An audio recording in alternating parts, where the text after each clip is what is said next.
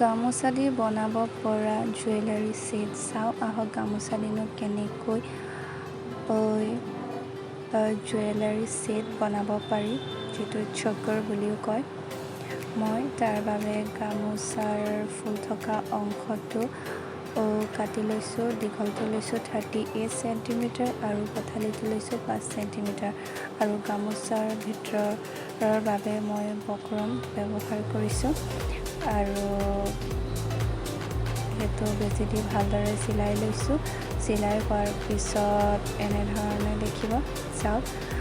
আৰু যিহেতু মই সম্পূৰ্ণ ডিঙিটো উভাকৈ বনাইছোঁ তাৰ বাবে পিছফালে আঠাৰ বাবে মই বেলকট ব্যৱহাৰ কৰিছোঁ আৰু ফুলিৰ বাবে মই 3 চেণ্টিমিটাৰ দীঘল আৰু পথালিৰ গামোচা টুকুৰা এটা কাটি লৈছোঁ আৰু তাৰ বাবে মই কাগজৰ গোল টুকুৰা এটাত আঠা দি সেই টুকুৰাটো ভালদৰে লগাই দিছোঁ।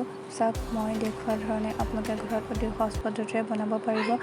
মই যিহেতুকে সম্পূৰ্ণ ডিঙিৰ বাবে জুৱেলাৰী ছেটটো বনাইছোঁ সেইবাবে মই 38 লৈছোঁ। যদি আপোনালোকে ফুল নেকৰ বাবে নবনায় তেনেহ'লে আপোনালোকে 7 চেণ্টিমিটাৰো ল'ব পাৰে আৰু তাৰ পিছত দৰিটো লগাই দিব পাৰে। চাওক মই ফুলিটো বাবে মই জাম্প ৰিং আৰু ইয়াৰিংছ হুক ব্যৱহাৰ কৰিছোঁ আৰু তাৰ বাবে অকণ দেখাত ভাল হ'বৰ বাবে মই তাত 15টা কৰি চেল্ফ লৈছোঁ আৰু তাত আঠা দি ভালদৰে সূতা লগাই দিছোঁ আৰু এয়া চাওক মই এনেধৰণে বনাই